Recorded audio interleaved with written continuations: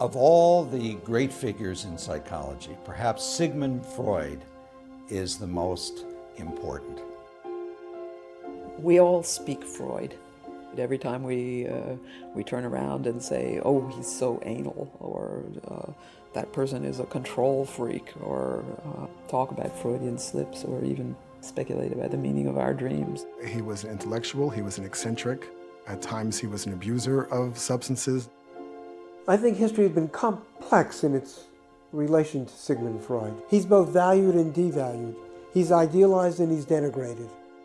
In 1938, during the last year of his life, Sigmund Freud was old and sick, but his mind was still sharp. I discovered some important new facts about the unconscious. Out of these findings grew a new science, psychoanalysis. And with psychoanalysis, Sigmund Freud opened the doors to the unconscious, forever changing the way we view the human mind.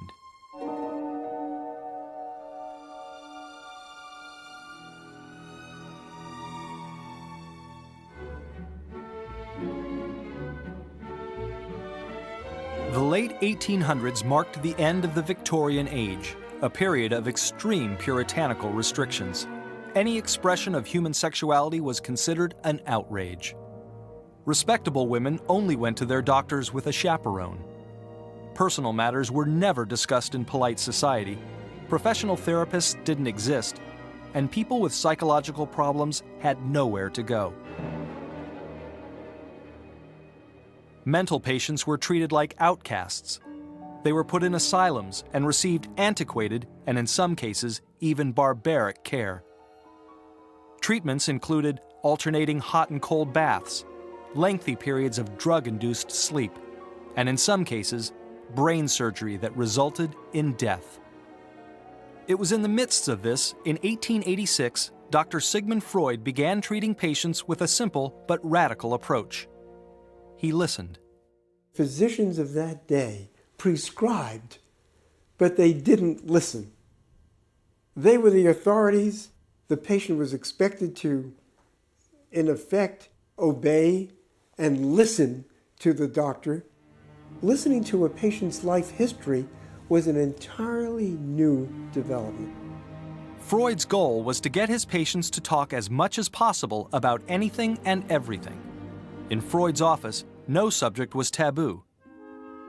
But rather than interview them face to face, he had his patients lie on a couch turned away from him, so that they would be more comfortable revealing their deepest thoughts. If his methods seemed peculiar, the theories behind them were even more outlandish.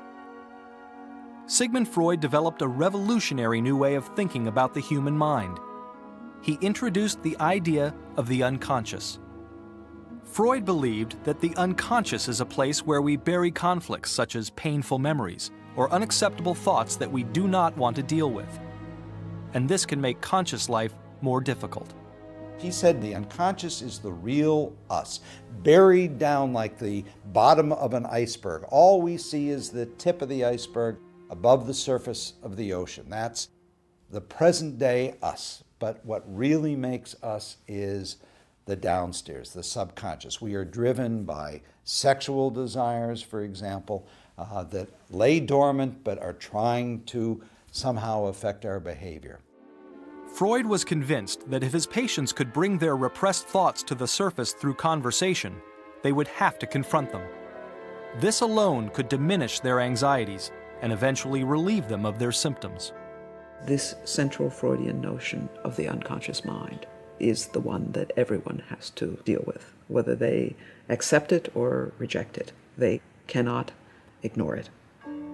There aren't that many ideas within the history of ideas that have that kind of galvanizing power. At first, the mainstream medical community met Freud with scorn and derision. They labeled him a radical and revolutionary, a description that suited him even as a child.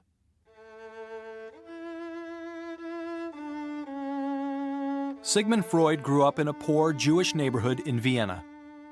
As a boy, Sigmund was a brilliant, ambitious, and opinionated student. At school, I was always the bold oppositionist, always on hand when an extreme had to be defended. One could say that, in a certain sense, as we look at Freud's accomplishments, that he was already at a very young age in a class by himself.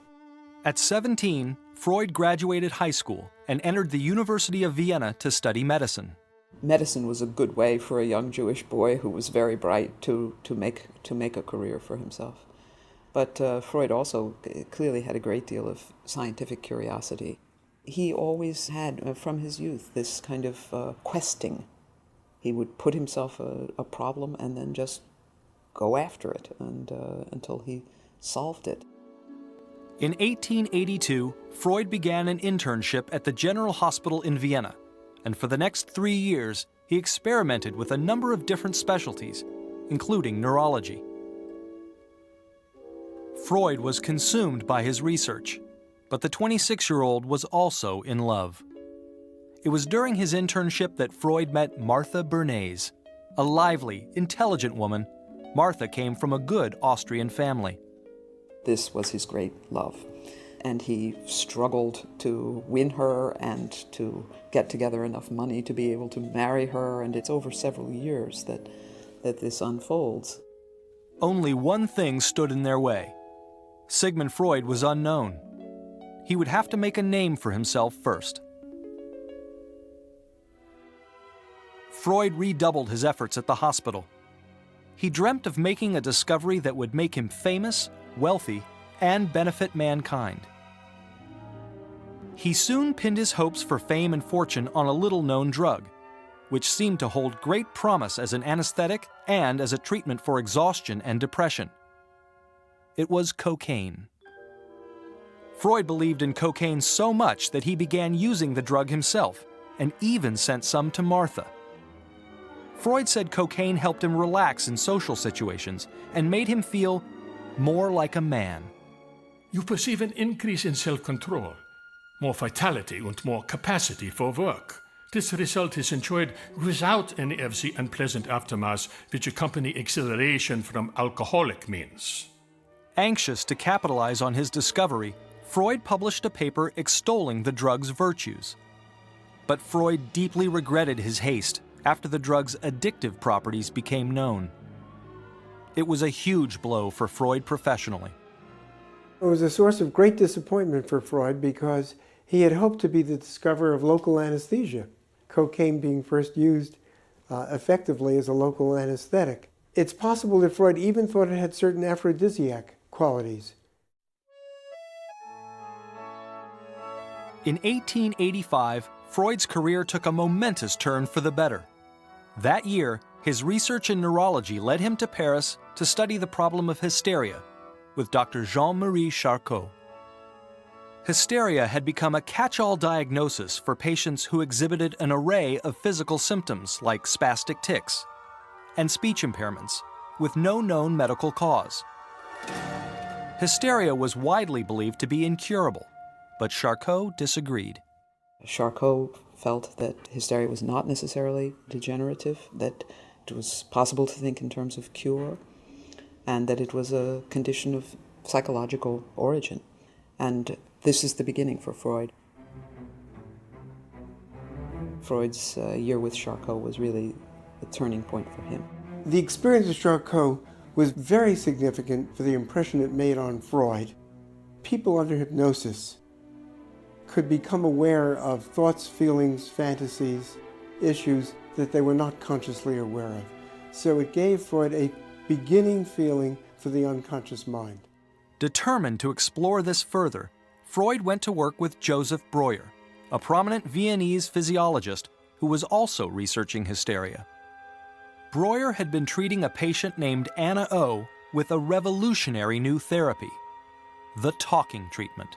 Breuer learned that bringing Anna O back to earlier experiences which were disturbing to her and having her relive them and talk about them, talk them out, she symptomatically made extraordinary improvements in her condition. And it was Anna O herself, the patient, who coined the term the talking treatment.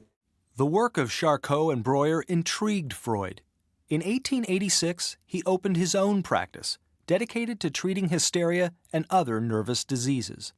However, Freud's practice wasn't an immediate success. He experimented with a variety of techniques, including electrotherapy and hypnosis, but his results were disappointing. He discovered by putting a person under a hypnotic spell that you can get them to remember things that they have forgotten, to make associations between memories that had not been clear to them, and you can produce a temporary alleviation of symptoms, but it didn't last.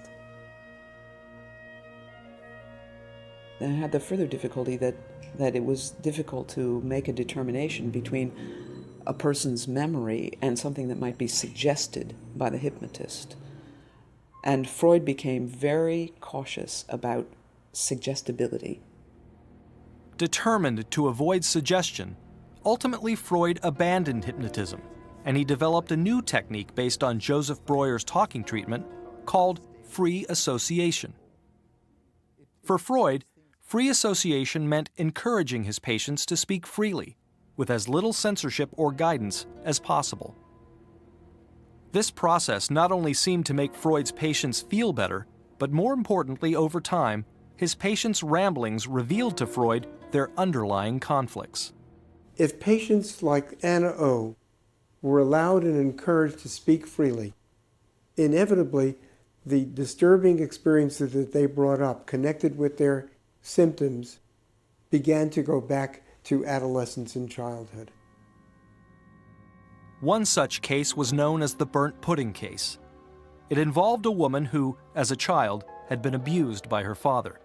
Coincidentally, there was a smell of burnt pudding coming from the kitchen at the time. Years later, she was a nanny working for a family, and the father was again an abusive man. One day during one of these abusive episodes, not directed at her, the cook was burning the pudding. And the combination of the intense emotional experience triggered by the recurrence of the smell brought on a hysterical symptom.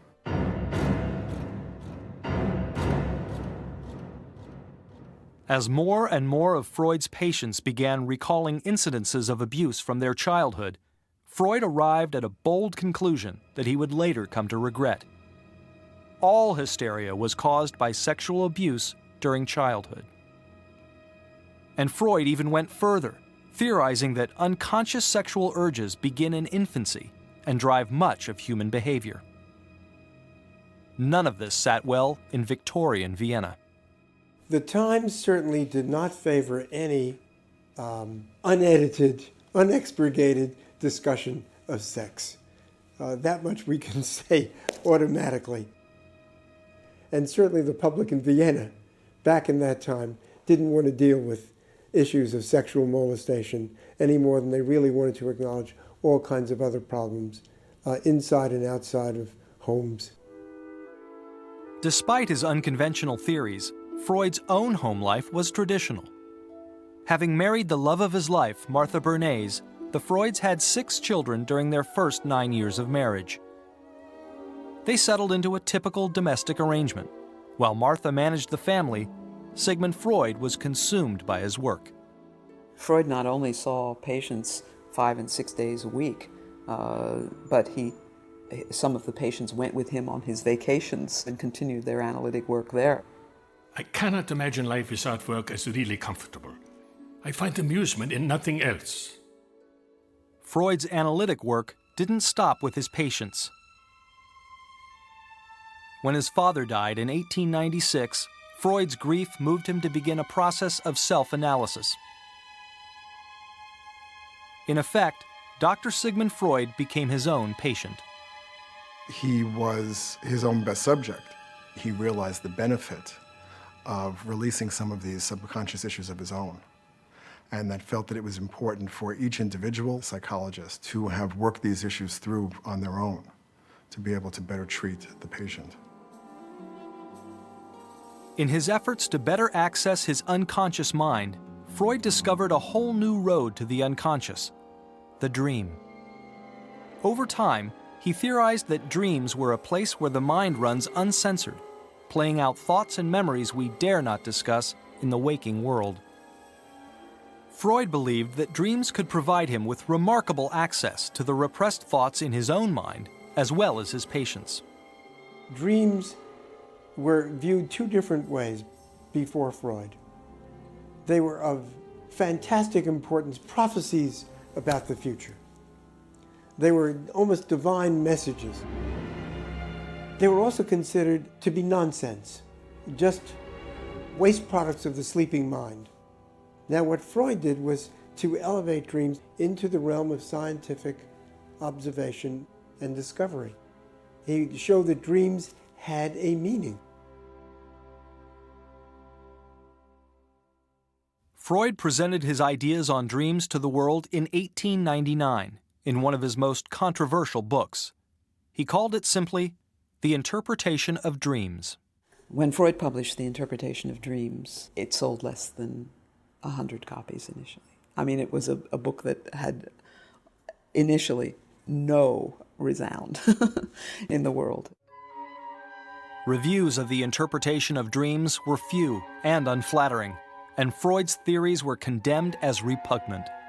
Freudianism is digging down into the sewage of our moods and appetites, dreams and passions. Dr. Freud lives in the fairyland of dreams among the ogres of perverted sex. His theories lend themselves with terrible ease to the uses of ignorance and quackery. These theories were frightening to a great many people. They certainly challenged the establishment. I think it would be an exaggeration to say that people thought he was insane, although I'm sure there were some who did. Dogged by resistance to change, Freud faced an uphill battle. There followed a period of absolute helplessness. At that time, I would gladly have dropped the whole thing. Perhaps I persevered only because I had no longer any choice of beginning something else. But Freud had confidence in his work, and he remained committed to his theories. In the early 1900s, a small number of like-minded men became interested in Freud's new science, psychoanalysis. At first, the group met in Freud's apartment to hear him lecture and discuss his theories. As Freud's reputation grew, so did his circle of supporters.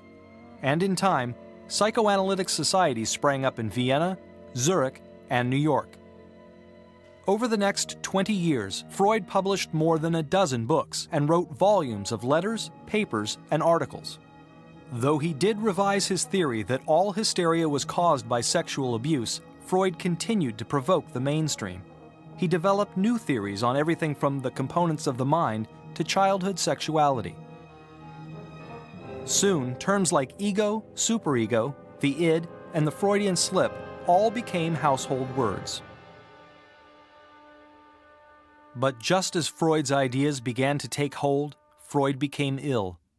In 1923, as a result of a lifelong addiction to cigars, Freud was diagnosed with mouth cancer. He battled the disease for the next 16 years and endured dozens of painful operations in the process. Over time, both his speech and hearing became permanently affected.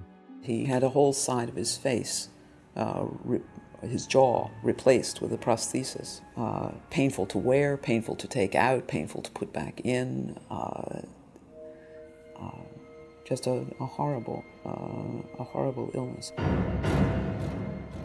In the midst of Freud's battle with cancer, an even greater battle was spreading throughout Europe. In the 1930s, the Nazis began their rise to power, and in 1938, Sigmund Freud looked on with horror as the Germans occupied Austria.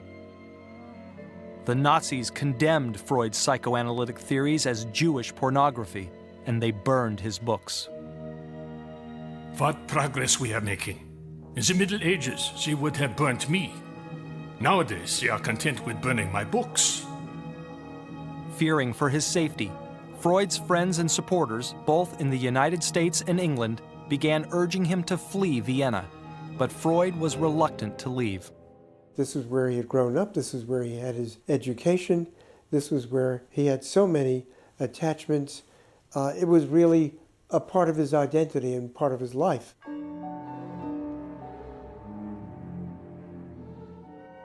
It wasn't until the Gestapo arrested his daughter Anna for questioning that Freud realized that he and his family could no longer safely remain in Austria. and in June of 1938, Freud left Vienna for London. Freud spent the last year of his life very ill, but surrounded by friends, family, and supporters. He died in exile in 1939.